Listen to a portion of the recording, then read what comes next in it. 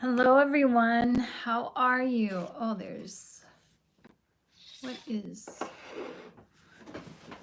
I'm just seeing some glare on my glasses. So, oh, maybe it's okay. I'm faced the wrong way. Hang on a second. That's better. That is better. Ooh, ooh, ooh, ooh, ooh, ooh. Okay, I've got a mess here that I need to clean up.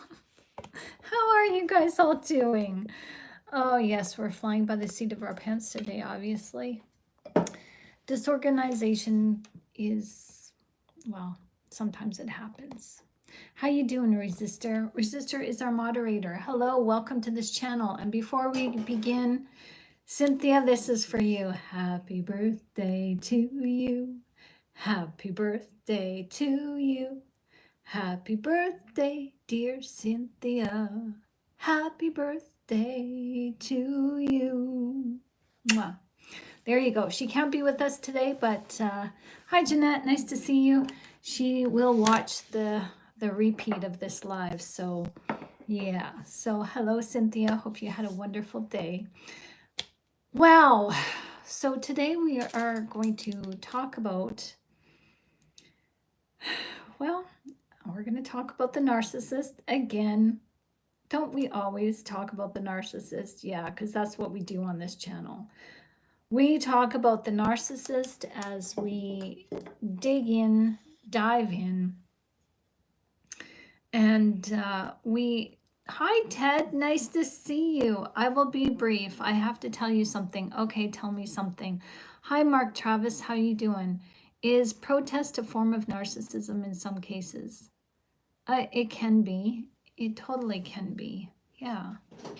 So, okay, so what do you want to be brief about? It's been a while since we've seen you. Where have you been? How you doing?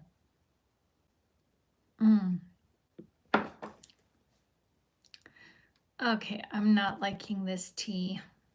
I bought some maca powder. Yeah, maca powder, not matcha, maca powder. And it's a beetroot, or not a beetroot, excuse me. It's a root. It's a root vegetable.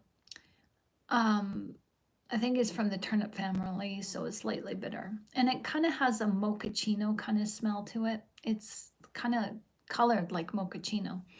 And I've been putting it in my shakes, and I ran out of almond milk today, so I have to go and get some. So I decided to just use it with water.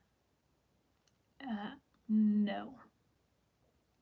So then I decided, well, I'm out of tea. Yeah, I need to go get some groceries. So I'm out of green tea. So I thought, okay, well, I'll just make some homemade tea using what I normally use, a little bit of cinnamon, a little bit of ginger. That's a nice tea. That's nice. And I'll just put a little bit of maca powder in it. Well, no, I don't think so. I don't think so. Please pray for my teenage daughter and me. Boundaries are about us knowing our value and deciding I am not taking this bullshit anymore. Exactly. What's going on with you and your daughter? Are you guys okay? Well,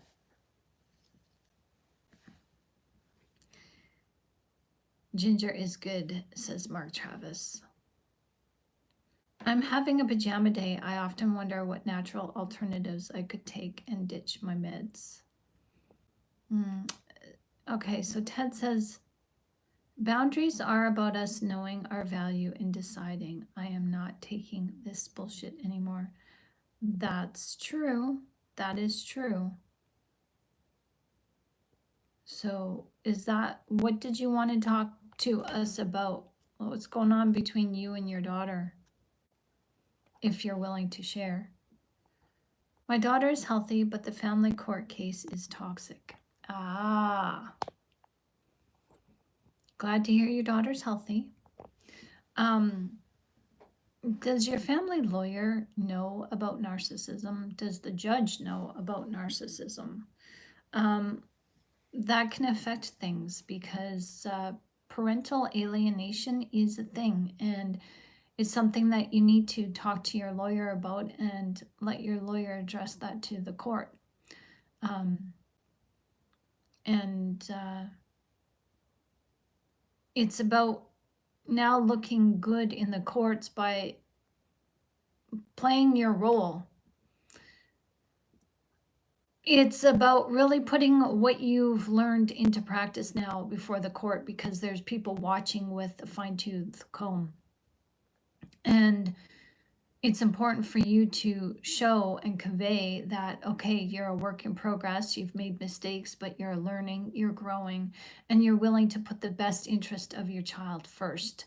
That's what the courts are looking at, not between what's going on, he said, she said, what's in the best interest of your child. And so as a parent, you do have to put your child's needs first. You do. That's the way the court looks at it. What are you willing to do for your child in the way of, are you willing to put your differences aside with your spouse? Are you willing to, take anger management? Are you willing to, do things that you need to do as a parent, what you normally would do inside the family home if you guys were together? But, the courts, and this is from my experience, and this is from what the lawyers have told me, and the judge himself has told me, that, the courts take this kind of stuff seriously, but not seriously in the way that you take it seriously, because they're not looking from the situation from your perspective. And they won't see your perspective. You want the judge to empathize with you, you're not going to get it. You're going to get what the judge sees on paper and what it looks like. Your family dynamics look different when the judge is standing on the outside of your life and you're living it. It's totally different. So start approaching this situation from the perspective, what is the judge seeing? What are they going to take a look at? What matters to the judge? So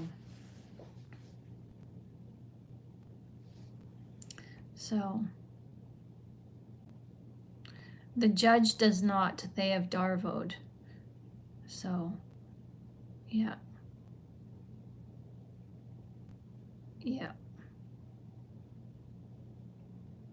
Mike, what the heck? That's not the...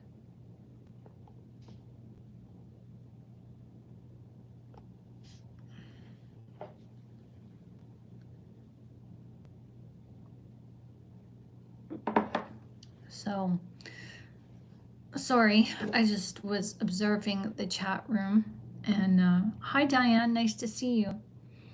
So, yeah, I can't, I only what you're going through, Ted, and I've been there. Many of us have been there.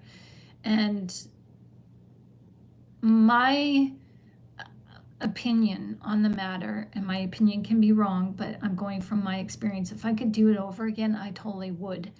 I entered into the situation where I had no choice but to get a lawyer, and I was angry. I was frustrated. I felt like I was being controlled on how to be a parent, and my ex was not making it healthy. He was bringing toxicity into the situation, and so was I. And when two parents are upset and they're tweaked out on their emotion, it's not good for anybody. And for me, it showed. I mean, I couldn't control my anger. I didn't care who saw. And outside in the waiting room in front of my lawyer, his lawyer, and other lawyers and other bystanders, I started yelling. And I started, getting really upset. And I was on the defensive. And yeah, you have every right to feel defensive towards yourself and your family. You have every right, but there's an appropriate time to display that. And in front of the court, in front of people, in front of the judge, because that shit's going to get back to the judge, and it does, and it doesn't go well for you. It really doesn't. You think your anger is righteous anger and righteous indignation, and you think you have every right to show it, and you do. But when it comes to legal aspects of this, that doesn't go in your favor. It doesn't look like you're fighting for your child. It looks like you're just one hot mess. And it looks like you need anger management and you need to get it together, because it looks like you're not being mature. So that was, for me, speaking from my experience. And so, yeah, my lawyer didn't work on my behalf. And what I know now is to treat this as business. This is the line of work the judge is involved in. This is their business. It's not personal, so we can't make it personal. And that's how we need to treat the divorce or the breakup. It's transactional. It's not personal. It is what it is, and it needs to go. You want it to go a certain way, so you have to conduct yourself a certain way, even if that goes against your better nature, even if it goes against not who you are. Oh, I'm not a happy, smiley person. I can't be. You know, it's about what's in the best interest of the child. Yeah, it is emotional, but the judges don't, they're a different breed. They're a different breed, and they have to you know, they have to keep their emotions out of it. So they have to stand on the sidelines and be the cold, stoic individual to say, no, this is what it is. This is what it looks like. Here's the affidavit. I'm reading the ins and outs of the affidavit. It looks like to me, he said, she said, so you guys need to learn how to get along, and I'm working in the best interest for the kids. As the judge told me himself, it's not up to me to keep my kids away from their dad. A child has every right to see their parent. Whether that parent is bad for them or not, that judge told me that if there is something going on, then that's a different case altogether. But right now, as it stands on paper, in family court, I had no grounds to keep my children away from my ex. And I said, well, that's not what I'm doing. But see, the judge, he was bent on, 20 years ago, there was this thing going on in courts where women would falsely accuse their exes of doing things to the kids and, doing this and that. And he thought I was one of them. And I'm like, Judge, I've newly out of the hospital. I've been taking a month to recuperate because I gave birth. I had to have a blood transfusion, but the doctor didn't give me that because for whatever reason. And so I'm taking time to, I don't have time to fight this. I want to be at home, nursing my child, being a mother, getting myself back to health. I don't want to sit here and fight in court. I don't want to deal with this in court. I don't want to deal with this at all, is what I wanted to say. But yeah, so some judges have their way of thinking where they, lump everybody into the same category. And that's why I'm sharing this with you, because the judge that you're dealing with might just lump everybody into the same category and says, everybody who is dealing with divorce, they see it time and time and time and time and time and time and time again that they're fighting. They're not thinking in the best interest of the kids. So therefore, I'm going to be the advocate. I'm going to help everybody and make the decision. So you kind of have to allow your mind to go there and think like a judge. Think objectively. Think without your feelings in play here. Family court is legalized racketeering. Yes, it is. Hello, Yoel. Oh, I got to get this away from me. I'm sorry. That's just, okay. I'm going to drink my water here. So I hope that helps you, Ted. I really feel for you, and all you can do is do your best. And your best may not be good enough for some people, and that's okay. Don't beat yourself up about it. Whatever happens, it's going to go the way that it needs to go. Trust that. Trust that. And just do what you can for your daughter. She needs you. So there we go.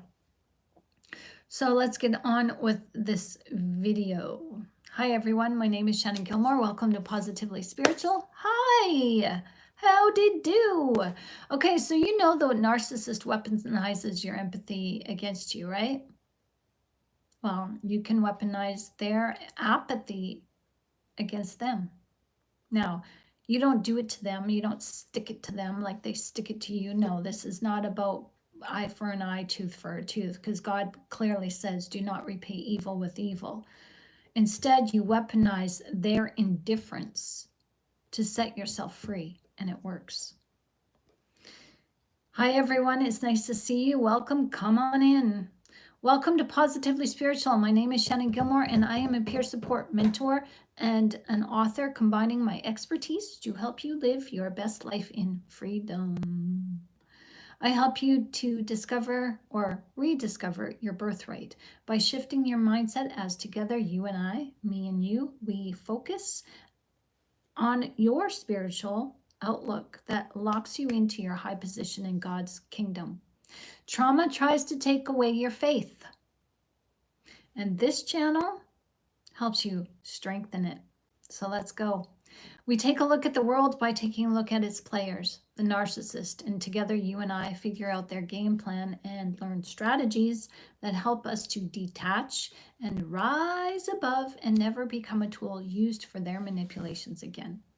So if you are here, new to this channel, I invite you to stick around. Welcome, as we have yet another insightful video for you today.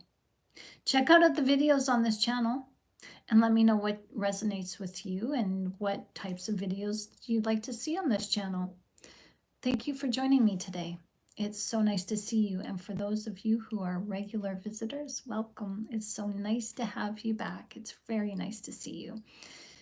And it's so nice to, you guys, the regulars here, you guys have become family. You're not just friends, you're family. And it feels good. It feels good to finally be surrounded by people who get me and get the reason why we're here. And it feels good to feel that, not just a camaraderie, but the spiritual alignment that we're wanting with the narcissist. We're feeling that with one another, and it feels good. It feels closest to home. It does feel home, because it is. We're shining the light of heaven towards ourselves and towards each other, and it's just amazing. It's amazing what you guys have accomplished and what you've shared with me in those accomplishments. So well done. Thank you so much. We are healing together. That's right, Resistor. I also want to remind you that we are here at 1 o'clock in the afternoon and 10 o'clock in the evening Eastern time. So please hit the notification bell to be alerted when new videos are created or when the lives pop up. So let's get on to this video. Have you ever watched someone lose interest in a narcissist? Maybe you have lost interest in a narcissist, and then you see the narcissist spiral. It's like pulling the plug from a machine that only worked when you fed the energy. That machine starts glitching. Really, it glitches and flashes that warning. And that happens because the narcissist will do anything to plug you back in. And when you don't, when you simply walk away without a final argument, without a desperate goodbye, without falling for their final trap, that's when the real game begins. If you've been there as chances are you have, because you're out of the narcissistic hellhole, the mind meld. And if you're standing on the, right on the edge of that decision, should I stay? Should I go? I want to go. You're hedging, but you know that you want to leave more than you want to stay. You already know it isn't just about the relationship. You know that having anything to do with the narcissist, excuse me,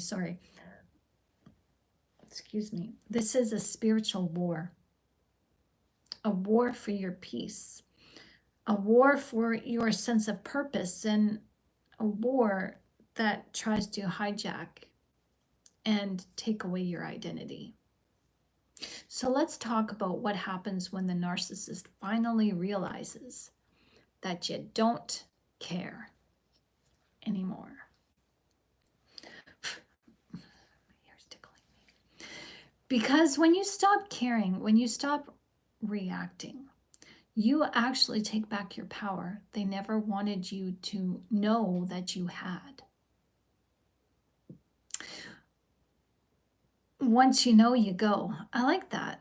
That needs to be on a t-shirt. Yeah. Thanks, Resistor. That's cool.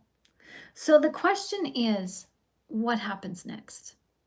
And more importantly, how do you protect yourself from their retaliation? Because you know it's coming, don't you? You've seen it before. That switch. The charm fades, the mask slips, and suddenly the same person who said you were their world is now tearing yours apart. They want control, and when your attention is no longer feeding them, they will come for your reputation. Oh, yeah, they will. They'll try to take away your peace and even faith in God and your own judgment. So can you guys see this? What to look for when I go gray rock? Know the signs, know the patterns. There's denial, there's retaliation, there's the smear tactics, there's the triangulation. Learn to get ahead of these predictable behaviors before they happen. And that's what we're going to learn on this video today. Okay, we're going to try and get ahead of it. We are. I mean, it's not a foolproof that you can get ahead of it. But when you know what to look for, when you know, like, oh, okay, I'm going indifferent to the narcissist. Okay, what to expect? Like, this isn't really talked about when you become indifferent and you go gray rock to the narcissist. You're told, okay, expect pushback, but you're not really sure what kind of pushback to expect. So let's just walk through this together, not just with understanding, but with strategy. Because when you go gray rock, this is your goal, to go gray rock with the narcissist, to let go of the trauma bonding, to heal myself of the trauma bonding, to just stop caring for the narcissist because it's no longer in my best interest. Okay, well, that's good. But there's going to be fallout. And there is going to be retaliation. And you have to prepare yourself for that so you're not caught blindsided. Because I know with me, many times when I go gray rock, I'd be like, well, I'm just following your lead. You don't have to breadcrumb me. You don't have to, like I'd be ghosting them and breadcrumbing them in text and following their lead. And it's like they would get mad at me. I'm just like, I'm just following what you're doing. You're showing me that you're not interested. Whoever gave you the idea I'm not interested in a relationship with you? Well, when you're in a relationship with somebody, you spend time with each other. And so it'd be like, well, let's make an effing plan then. It's like they'd be all hostile. And I'm just like, whoa. So, I mean, that's the lighter side. Like, you guys know what I'm getting at. When you guys have gone gray rock to the narcissist, you've felt that pushback. You've felt that pain. You've felt that punishment. And so it's good to have a plan. Okay, I plan on starting to go gray rock. Okay, but that's not the end all be all. Just because you go gray rock doesn't mean that they will just walk away quietly. A narcissist never leaves quietly. So going gray rock means that you still have some thinking to do. Plan ahead.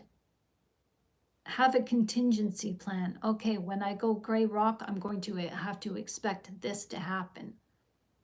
So think about it.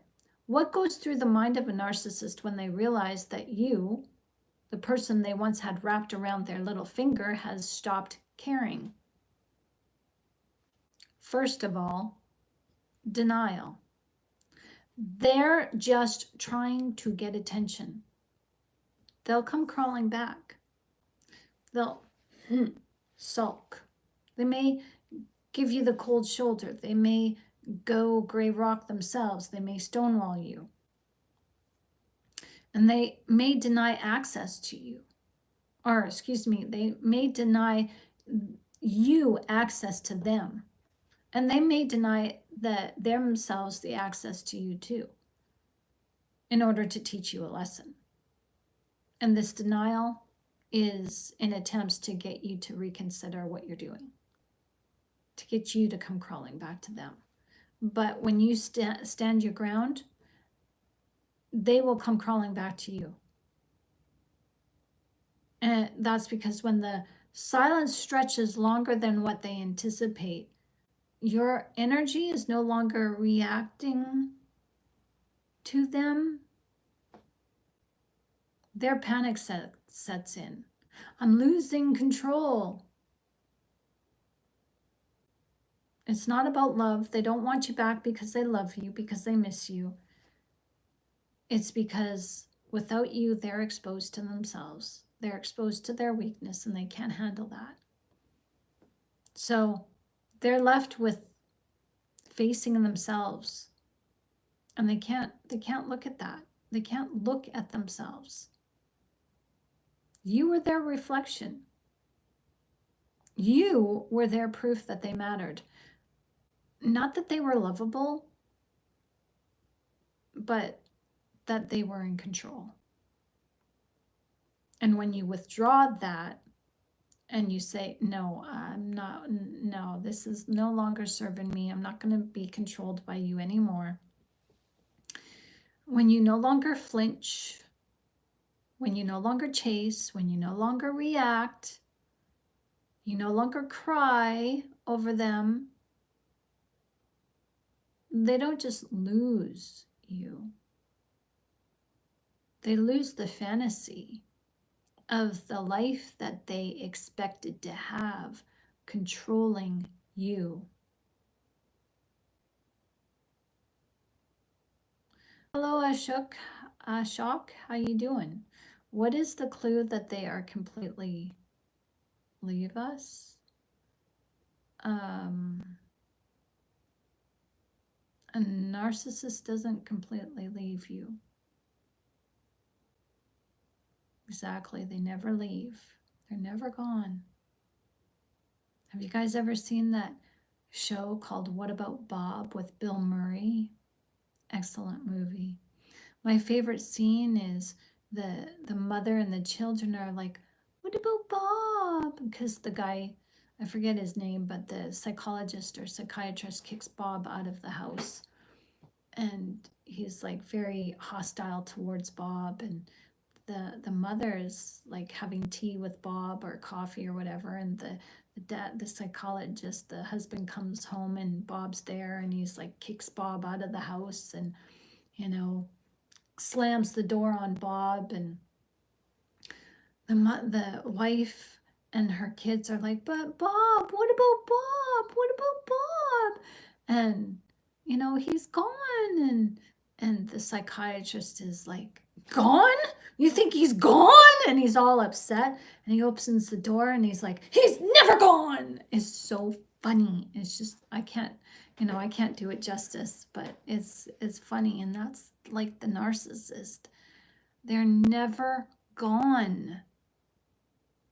See, because of your unconditional love, you're always going to have some sort of memory with the narcissist.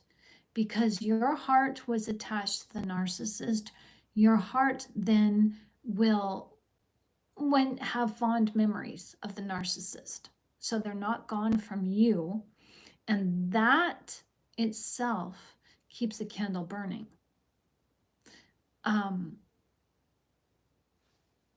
But for the narcissist themselves, they don't see you as a person. They see you as an object. So you're that shiny toy. And when that shiny toy loses its luster, they put you on a shelf, and that's all it is. That's all the discard is. That's all the breakup is. It's not a normal breakup. You think you're dealing with a normal relationship, but you're not. This is not a normal relationship.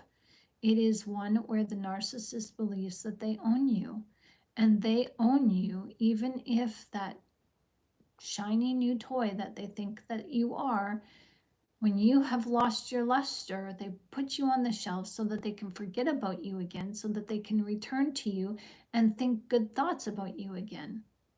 So the discard is because they're thinking negative thoughts about you, and they don't want to play with that shiny new toy. It's no longer, like having,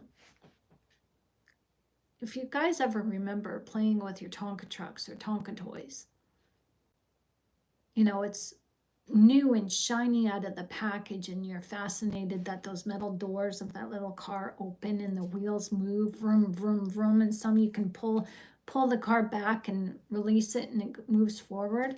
And you're like, how do they do that? That's so awesome.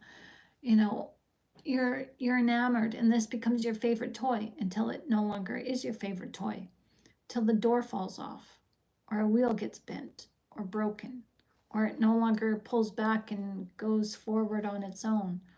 But you can't give it away, and you can't let go of it because you've got memories attached to it, and you look at it and you remember all the good times and the dirt roads and the ramps and the jumps that you built and played with your car, and playing in the sandbox and building roads, and you shift gears, and it's just a fun time. And you think about that and you think, I can't get rid of it, but it's boring now. So you throw it aside. You just leave it in the sandbox. And then you go to the store with your mom, and your mom looks and says, here, Tommy, here's a nice red car. Oh, I want that one. So then you play with that one. And the red car in the sandbox is the one that smashes into the old car. Bang, bang, bang. And beats up the old car until the red car, it has a broken axle, or it's got sand jammed in the wheel hubs to the point where those wheels don't move anymore. So now you got to get a new car, or you go back to your old car. Okay, this red car, is brand new. I just bought it, but I've only played with it for a few times, but it's broken. So here's this one, the wheels work, so I'll play with the old one. That's you. That's exactly what it is. The world to the narcissist is one giant sandbox. And we are their shiny new cars. Until we're not. Yoel says it's entanglement, not a relationship. Exactly. So know that you were the reflection of the narcissist. You were their proof that they mattered, that they were likable.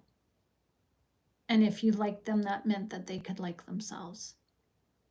But when you withdraw, or when you no longer flinch, when you no longer chase, no longer cry over them, they don't just lose you, they lose the fantasy of themselves. So you, as their toy car, you get to decide, I don't want to be played like this anymore. I notice I've got some things broken in me that I need to mend, and I can't fix them under the narcissist care because they just keep pulling at that wound and opening it. You know, I'm trying to fix that broken door and they just keep ripping it off by banging me into somebody else, like the new red shiny car. They keep banging me around. And they keep taking me places to where I can't heal and I just get more broken. So I can't keep doing this. So what do you do? When you realize that, hey, I can't keep doing this anymore, you start to detach. You detach your feelings. Because you're like, wow, if the narcissist really cared about me, they would see that I'm wounded. They would see that and help nurture me back to health, but they don't. Does the narcissist get out the crazy glue and try to glue back that door together or glue it back on? No, because if they did, they know it won't open again. And they'd rather have it open so that they can have access and whatever. It's just maybe even some narcissists don't even think to get out the crazy glue. But when the narcissist does try to fix it, it's never fixed to its original. It's fixed to how the narcissist says, good enough, good enough.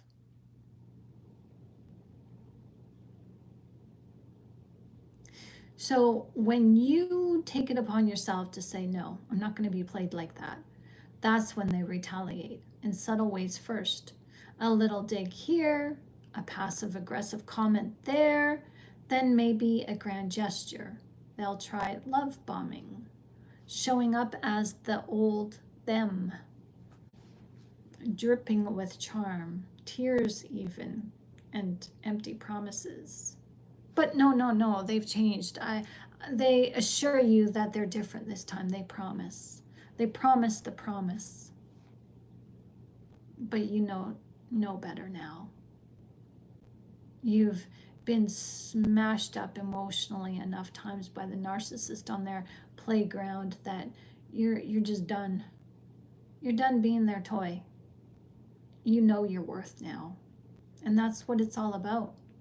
You didn't know your worth when you went into this narcissistic relationship. And that's not saying anything about you.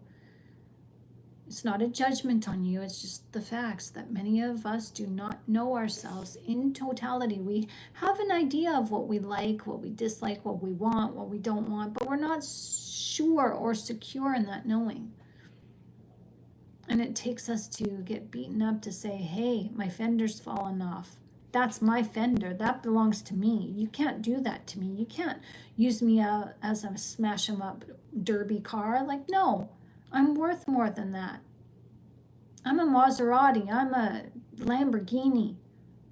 You know, I'm not a, smash 'em up race car derby NASCAR knockoff.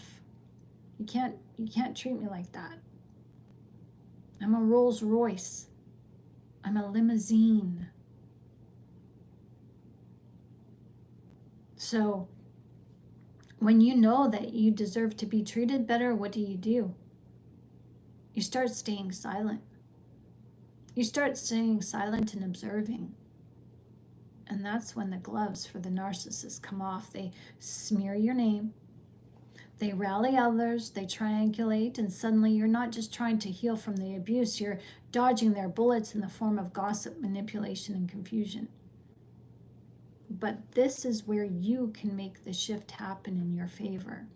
Because when you know that this is coming, because this is what they do, every narcissist does it, it's a pattern with them. When you see this, when you know that this will be coming, you can get ahead of it. Because when you're prepared, you step out of the chaos and into clarity.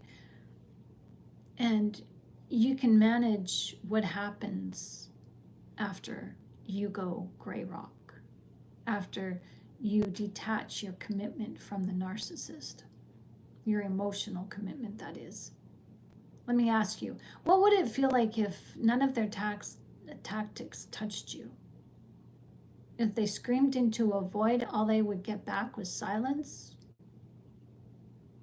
That would feel pretty good, wouldn't it? And that's possible, but it takes strategy. The first step, learn how to move quietly.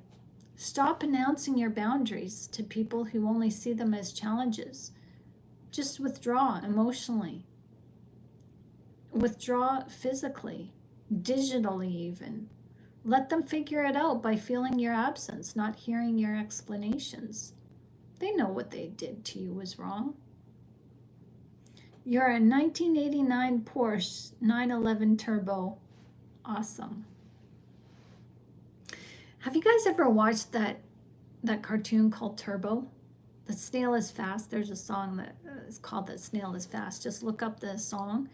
And yeah, it's pretty cool. The little snail who, was given some abilities. And, he decided to become a race car driver. Well, race the race car drivers, and so pretty cool. And that's us. We can be anybody who we want to be. And the narcissist teaches us we're not. They're the people who cannot be anybody that they want to be. And so they have to hide behind our persona. But you're invincible. You can do and be whatever you want to be. It's up to you. It's not up to anybody else. It's up to you. And that's what we learn. So let the narcissist figure it out. Let them feel your absence. You've showed them enough. I mean, when they make you the brunt of their jokes and you've said, I don't appreciate that. I'll let it go this one time, but the next time you leave me no choice but to leave the room or leave the relationship, or, I don't accept sarcasm. I don't accept that as wit, and I don't like that around me. I don't like making fun of people, and I certainly don't like being made fun of. So if you continue to do that, I know where I stand with you, and we won't be having a relationship.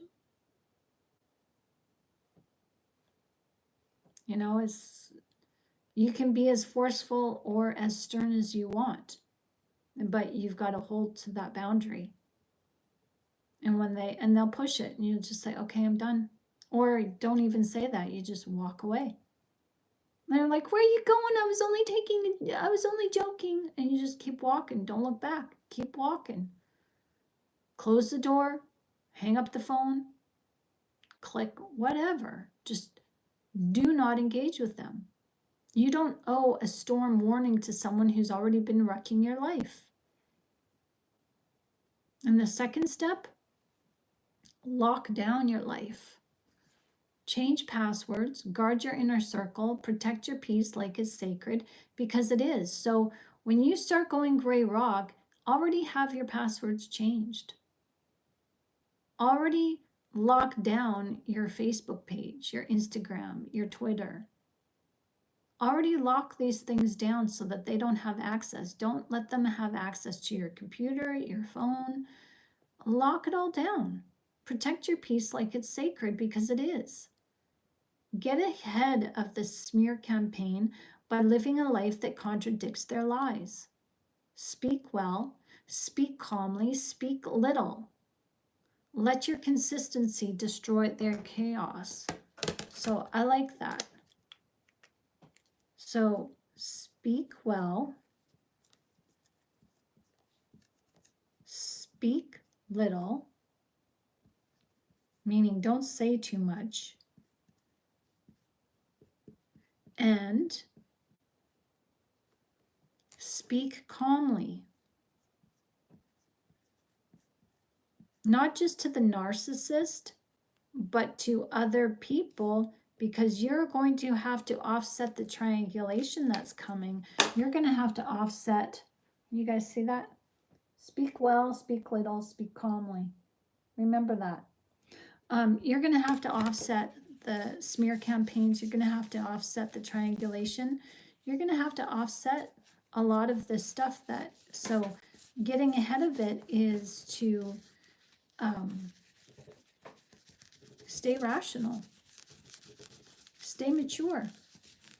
Don't give your emotional power away to them or other people that you are speaking to other people about. Like when you go to other people and start speaking about the narcissist, you have to remain calm, because the narcissist will come in after you and say, you know, they're crazy. And if you remain calm, you're like, the other people are like, well, I didn't see that. I didn't notice that. Stoicism, exactly.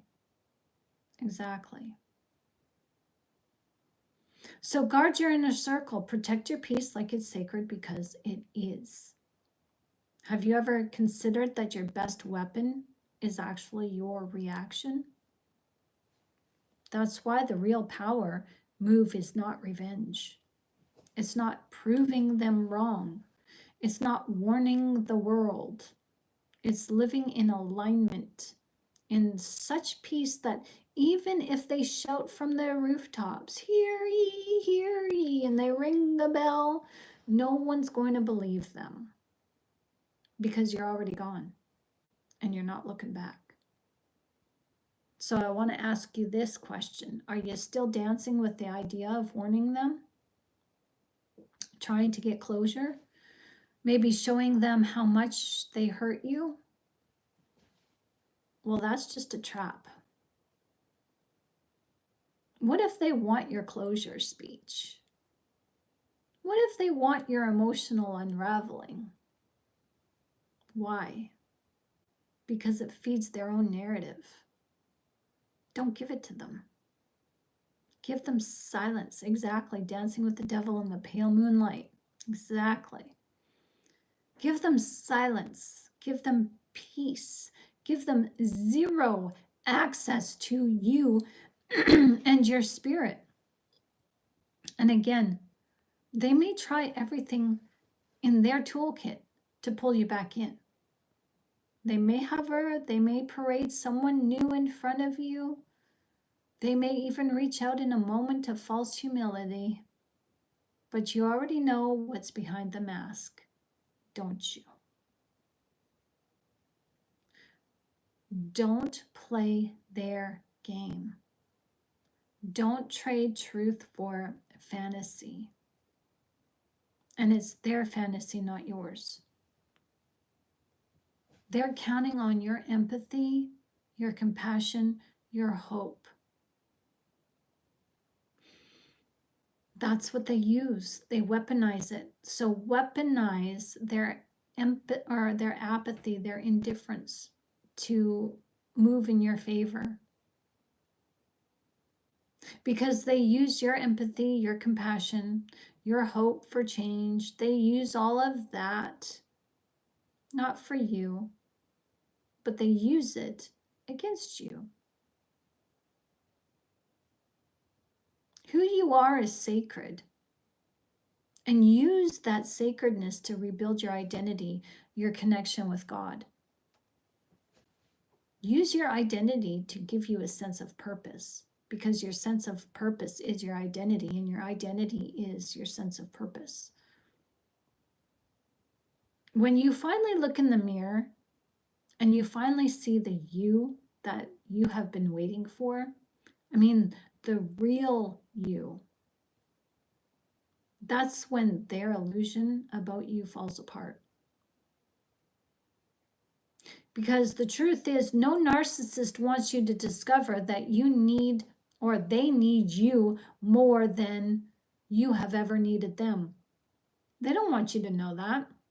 But once you stop needing their validation, it becomes really evident. It becomes evident what they need from you. So if you're bracing for their retaliation, know this, that you don't have to wait for the hit to protect yourself.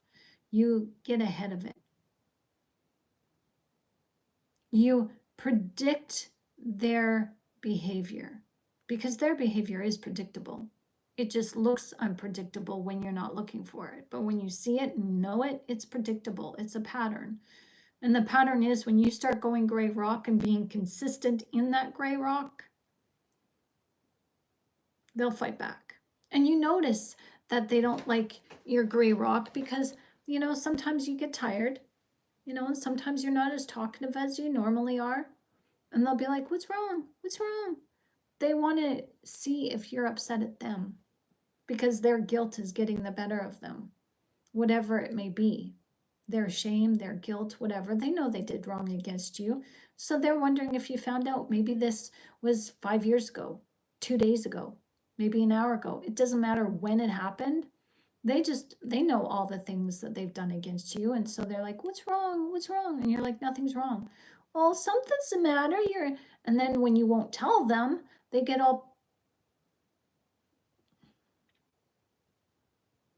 kerfluffled. They get all verklempt.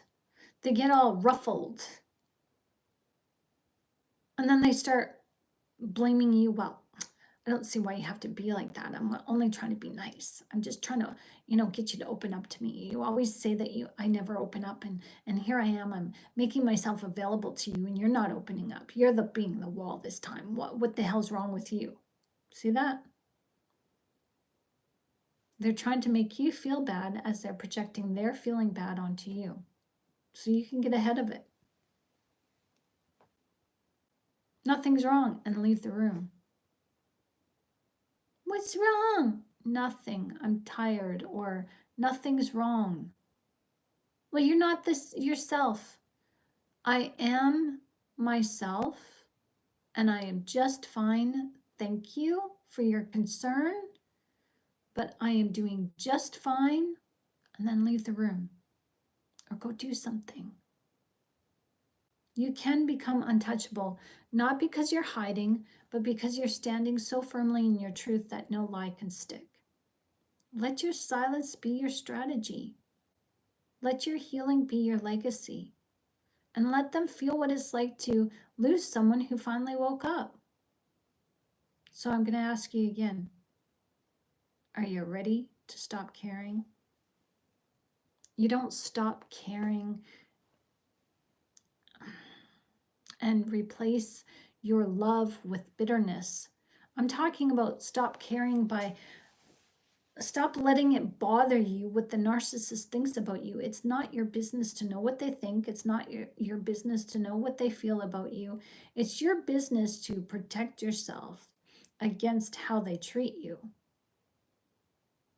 So you stop caring about making them the focal point of your life. You stop caring that, oh, I've got to worry about them first and put myself last. Not caring about the narcissist doesn't mean that you're bitter. It doesn't mean that you hate them. It just means that you're quiet. Your confidence is placed in yourself, not them. And not caring just tells yourself that I've outgrown being lied to. I don't need it anymore. It doesn't serve me anymore. I don't want to be lied to anymore. I'm good. I'm good. And when you get to that point, it's pretty liberating. When you stop caring about a narcissist, it's not the end of a relationship. Okay? It's not the end of the relationship that you had with yourself. It's the beginning. It's the end of the relationship that you had with the narcissist, as your discarding of them is something that, well, it liberates you and allows you to see who you want to be. And, this is also not caring about the narcissist. That is exactly how you show that you love yourself. You honor God by loving yourself, to not allow anybody to sideline your motives, your integrity. And that is how you rise. And that's transcendence. And it's amazing. It really is. It's a really good feeling because you don't have to stand up for yourself always, by shouting back at the narcissist and defending yourself. Your silence is your defense. And resistor says they don't realize how easy they can be manipulated if we so choose to. I tell one of them one thing and the whole mess of them respond, it's hilarious. Yeah, you can manipulate the narcissist, absolutely. You can manipulate them to get them to do what you want. You can manipulate them. I've done it too. And there's nothing wrong with it so as to know that you're not doing it out of spite. You're doing it to get what your needs met. You can't play poker with a cheater and expect to win by playing by the rules. When you play poker with a cheater, you've got to play like how they do. And that's what we're doing. We're getting ourselves free by turning the weapon that the narcissist uses against us, we're turning it back on them. Those flaming arrows are allowed to go back to the narcissist. Doesn't it say somewhere in scripture that the flaming arrows or the arrows that are meant for us go back to them? Yeah, that's what's happening. And we're not doing it in maliciousness. We're just doing it because it's like we're indifferent and we just need to get out. We need to set ourselves free. We're not doing it to hurt them and say, oh, I'm going to stick it to you. Take that, you stupid no-gooder. And, you just, no, we don't want revenge. We don't want vengeance. It's just a way. That's a weapon. It's shining the light back onto them. The truth, they take our truth and they try to manipulate it with a lie and trying to twist it into a lie. Well, a truth cannot change. A truth is the truth. So we're just exposing the truth to them. The truth is indifference hurts us. Their indifference hurts us and their indifference hurts them. So that shows you that they do like our attention, but they like it because they need it. And when we ignore them as they ignore us, well, they've got something to say. See, when they ignore us, we take that internally. We don't really say, you're ignoring me. You're not spending time with me. Or we don't do that. We take the hit. Many times, sometimes we may speak our minds, but most often we just you notice it and you stay silent. But when the narcissist notices, they notice and they have something to say about it. So they're deluded into thinking that we are weaker. They are weaker. We are stronger because we can use the weapons forged against us. They won't prosper because we turn those weapons back and we fling them back at them and say, this is yours, it's not mine. Keep your freaking arrows. Keep your arrows to yourself. It needs to be on a t-shirt. Keep your arrows to yourself. So yeah. So I hope this video has helped you. And yeah. So just stay silent. Silence is golden.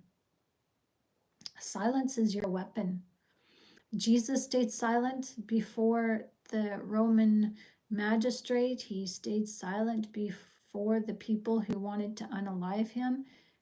He didn't say a word. He was beaten and he didn't say a word.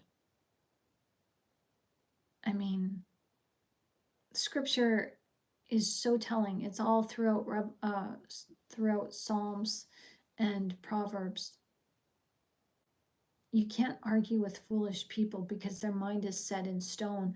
Their hearts are stone cold towards love and empathy and compassion and that unity to understand the other person. So wasting our words is an uphill battle that we'll never reach the top of. I mean, it's a futile journey to sit there and argue with a narcissist. I know, I've been there, I've done it, and it gets you nowhere.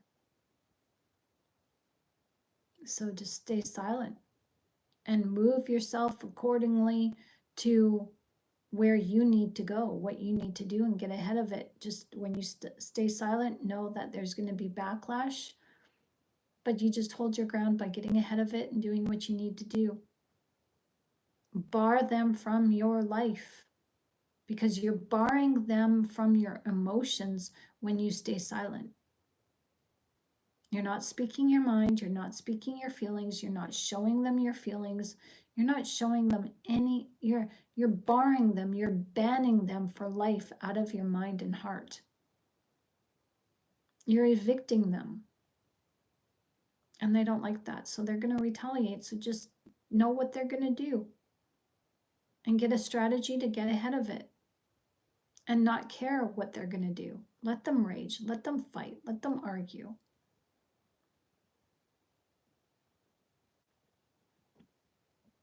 Yeah, they have no, yeah, exactly. You're not giving them any ammunition to load that gun that's used against you.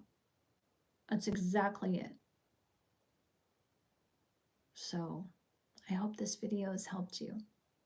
So that's my time. I'm Shannon Gilmore. Thank you for watching. We're back here at 10 o'clock tonight in the evening, Eastern Standard Time, if you guys want to hang with us. And yeah, Ted brought up a question because about the courts, because it's funny, because I was thinking about doing a video on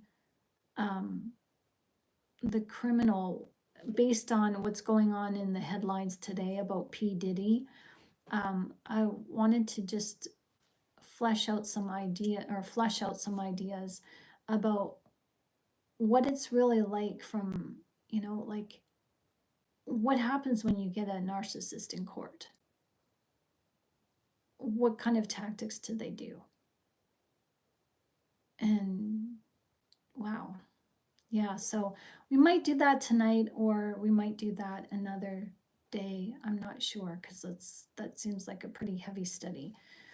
So, but yeah, I just thought that was uncanny since Ted showed up today asking about some family court stuff. So yeah, concerning family court, just try to stay silent, keep your emotions in check, and ask questions. Just be inquisitive, inform yourself, and understand that the court sees what's in the best interest of the child. So start acting in what's in the best interest of your child, not in what's the best interest for you, because this is a war against you and the narcissist, but the narcissist is going to use your child against you. So start thinking like the courts and getting ahead of it, and start streamlining yourself to have the judge decide in your favor. So court to them, us another stage they set up. Exactly. So hit the like button on the way out. Exactly, resistor. Thank you, everyone. God bless you, and be well, and happy birthday, Cynthia. Bye-bye. See you later. See you tonight. God bless you.